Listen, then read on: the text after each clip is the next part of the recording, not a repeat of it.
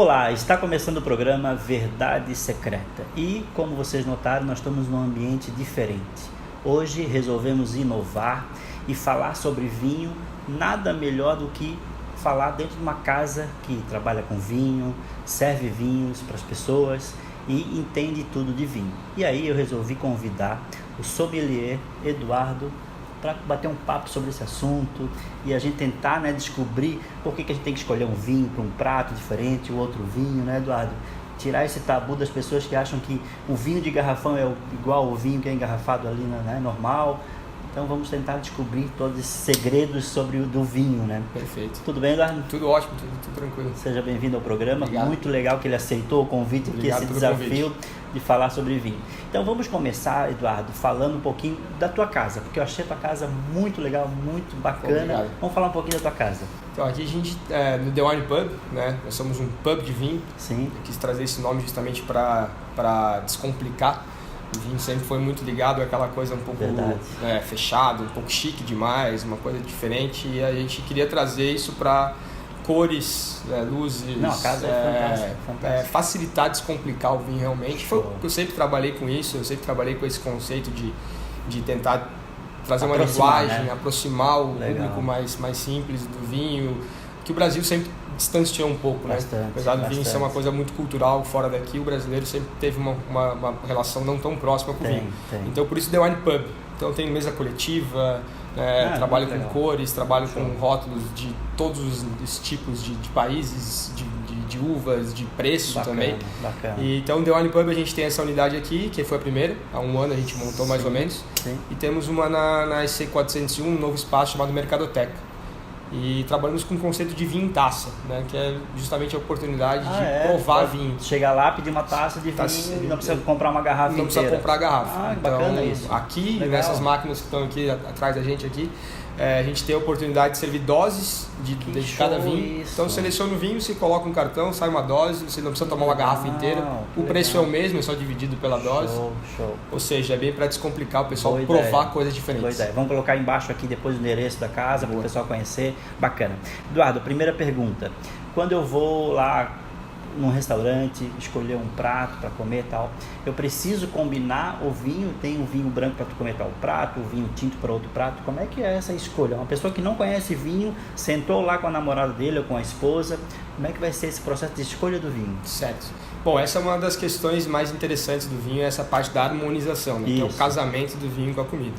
É uma coisa que eu sempre me preocupei como sommelier, como profissional trabalhando com restaurantes, e depois de muitos anos trabalhando, a gente percebe que foi uma coisa um pouco até superestimada. As pessoas às vezes elas não estão muito preocupadas em saber a parte química que vai combinar uma coisa com a outra, o tanino com o sal, com não sei o que. As pessoas querem beber um bom vinho que gostam junto com um prato que gostam. Então a gente tem que ter a sensibilidade sempre de trabalhar nesse limiar ali, de falar, não ser exagerado, não criar muitas regras e imposições, para poder que a pessoa degustar um vinho que gosta no momento que gosta com um prato que vai curtir.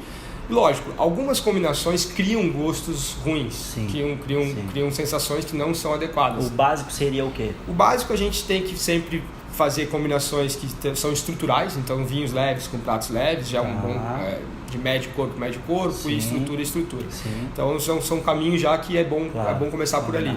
Mas sempre aprendemos que vinho branco com carnes brancas e peixes, vinho tinto com carne vermelha. Isso é uma limitação tão grande no nosso mundo.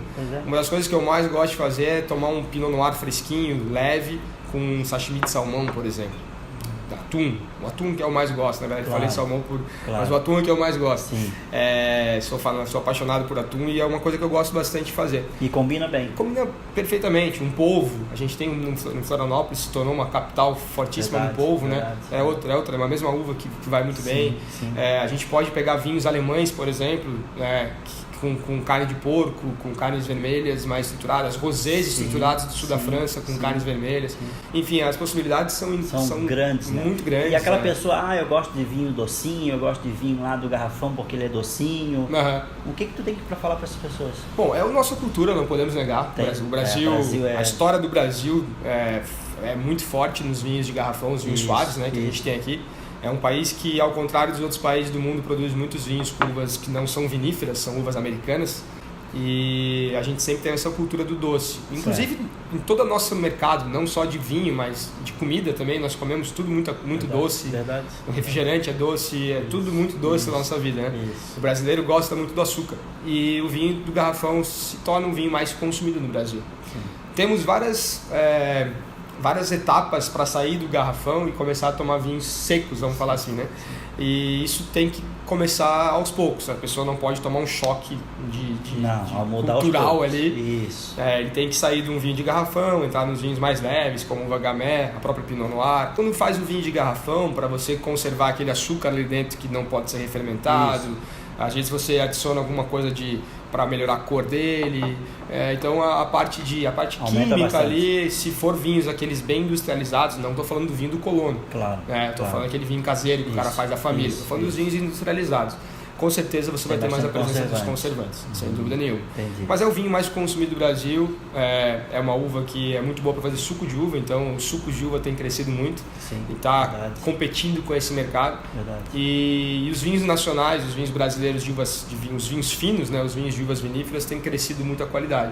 Isso tem trazido muita gente já para esse mercado. Para a pessoa mudar essa coisa de tomar o vinho de garrafão docinho lá que ele gosta, para passar para um vinho, vamos dizer, com melhor qualidade, não que o vinho lá não seja de qualidade, mas vamos, né, de um pouquinho melhor qualidade, mais sabor, um vinho seco, tem que ser aos poucos, claro. Aos poucos, sem tomar uma tacinha hoje para provar. A gente sempre tem que respeitar a subjetividade do gosto. Meu gosto é diferente do seu, e tem gente que gosta de vinhos desse estilo, mas pode procurar alternativas.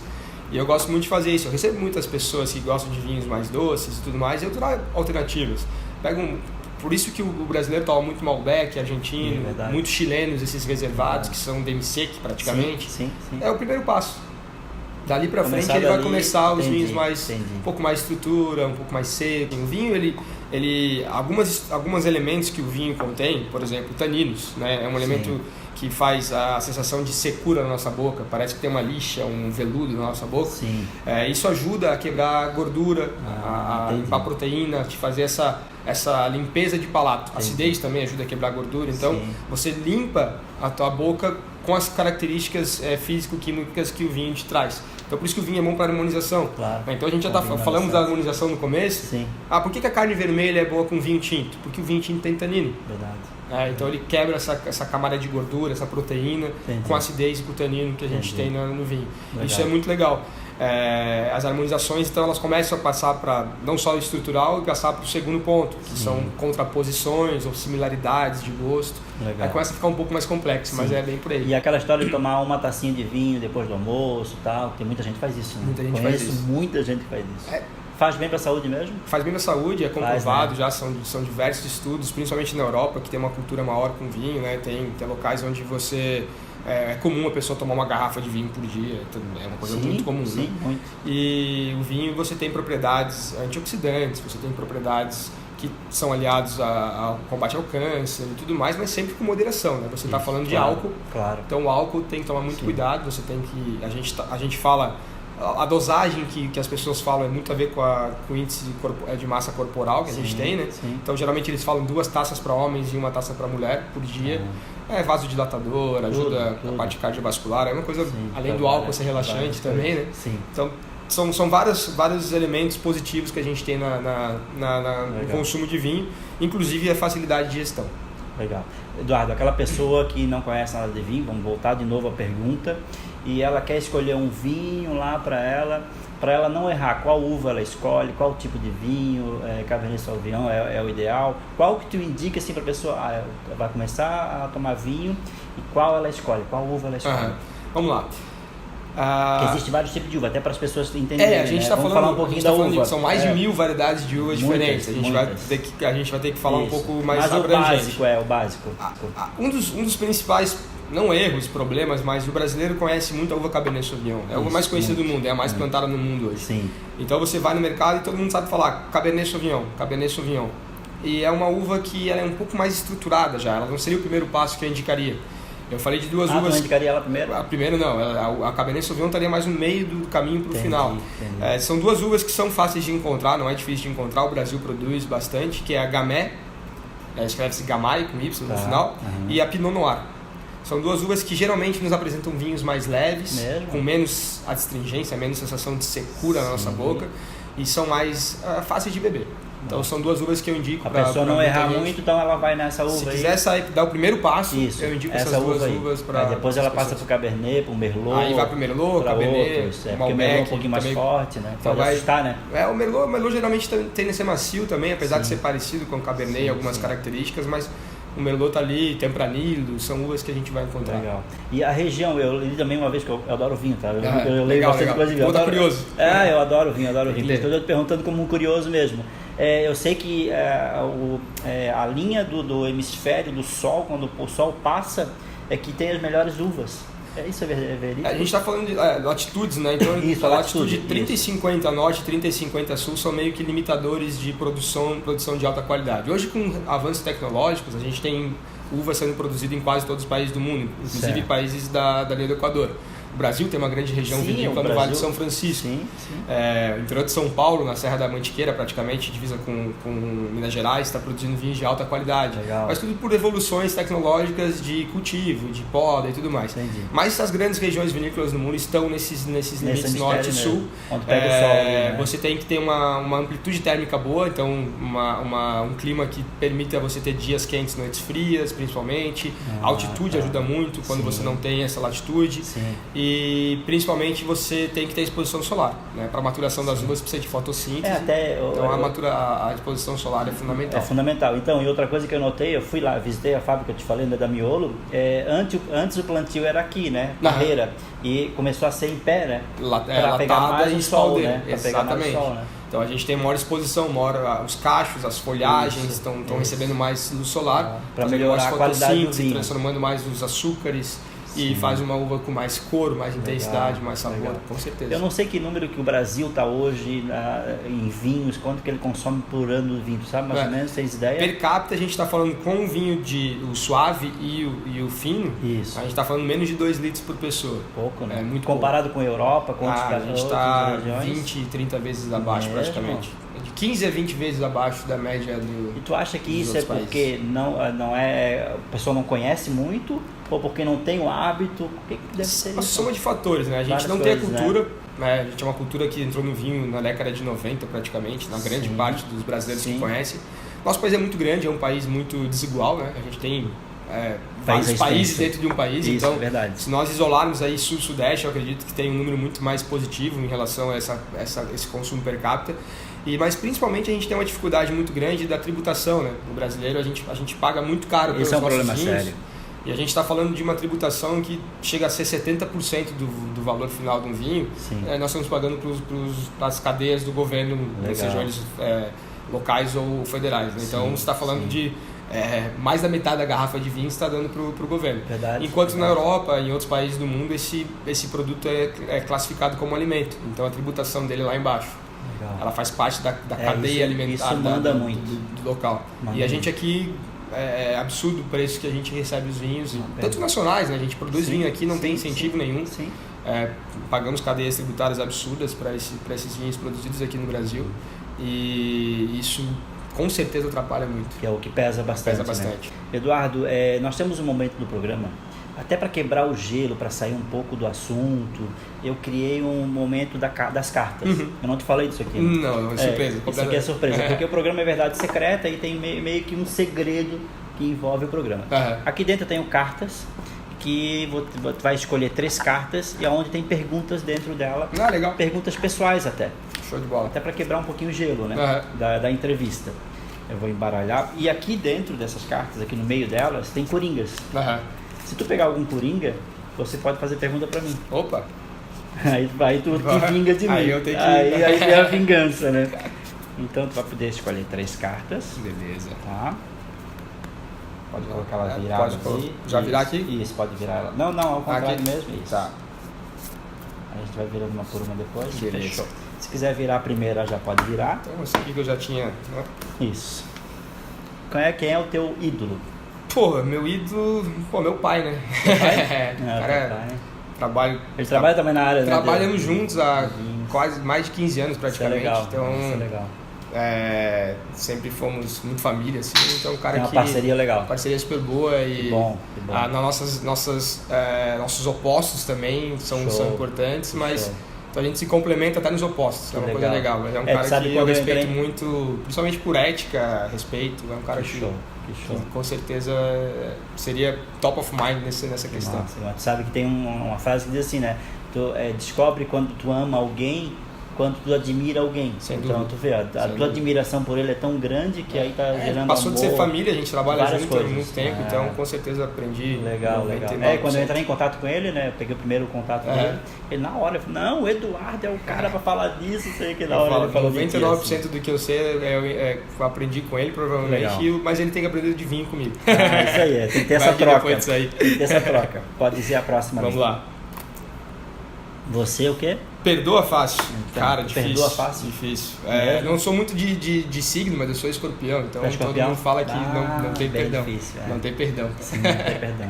Não, a gente vai ficando mais velho, vai ficando mais experiente, a gente aprende a... Várias coisas, né? A ser mais maleável. Então, com certeza, hoje eu estou muito melhor, mas não é fácil. Não é fácil, eu também sou assim. Próximo. E vamos lá. Comida preferida. Qual é a tua comida preferida? Cara, que pergunta difícil. Trabalho com alimentação, com restaurante. Vamos falar a verdade, hambúrguer. Tu gosta de hambúrguer? Mas burger bom, assim. Tu vê que todo né, lugar saiu domingo, totalmente do negócio. Por isso que eu pensei nisso. Eu ia falar... Combina com vinho o hambúrguer? Muito. Adoro a combinação de hambúrguer com vinho. Pegar um Syrah, um Bom Rioja, alguns vinhos, uns hambúrgueres. A última vez que eu fiz foi com um vinho, um Baga de Portugal, foi uma delícia. E eu pensei... tu prepara o hambúrguer ou tu compra? Eu gosto de preparar, mas eu gosto... Assim, quando eu vou pra... Todo lugar que eu viajei na minha vida... Eu vou numa hamburgueria top do lugar. Eu procuro qual que é a hamburgueria boa, porque eu falo, se o cara... eu gosto de conhecer hambúrguer, eu sou apaixonado por hambúrguer, bem feito. E evoluiu tanto o hambúrguer, né? Virou... A gente muito. Vai falar gourmet, a palavra gourmet. Balai hoje, mas a gourmetização do hambúrguer foi fantástica. Virou. Eu ia falar, podia falar sushi, podia falar, várias coisas, risoto, eu gosto de fazer risoto, meu pai faz um risoto gostoso. Sim. Mas se eu pensar assim, o hambúrguer, eu acho que eu vou fugir daquela coisa do gourmet, uma coisa bem tradicional, mas eu adoro um bom hambúrguer. Show. Tu também tem, eu ia encerrar o programa, mas eu queria falar um pouquinho do teu curso. Vamos falar um pouquinho para fazer a propaganda do teu curso. Como é que funciona o teu curso? Como é que é? Se as pessoas tiverem interesse em conhecer mais sobre vinho, como é que funciona? Vamos lá. Há 10 anos eu montei a Escola do Vinho aqui em Florianópolis, e desde então eu procuro falar sobre vinho, descomplicar o vinho, trazer o vinho numa linguagem tranquila para todo mundo. Então eu faço cursos básicos de degustação praticamente todo mês. Agora temos um à vista aí no sábado próximo. E todo mês eu faço um deles. Legal. E também temos um curso profissional de sommelier, aí sim, falando...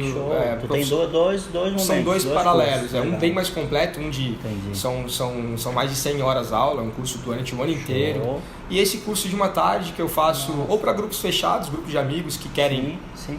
Tem 10 amigos, queremos falar sobre vinho, vamos no salão de festa de alguém, na casa de alguém, eu vou até lá, falo sobre vinhos, ou aqui no nosso espaço também. Então temos essas duas oportunidades de aprendizado. Eduardo, obrigado pela presença, foi muito legal, eu acho que várias pessoas tiraram algumas dúvidas que tinham sobre vinho, ajudou bastante.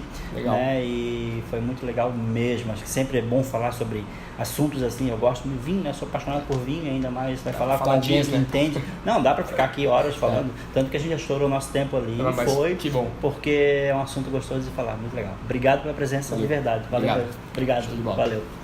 O programa Verdade Secreta vai ficando por aqui, e se você gostou dessa matéria de hoje, desse papo de hoje, compartilhe esse vídeo, que sempre vai servir para alguém, né, esse tipo de assunto. Valeu e até a próxima.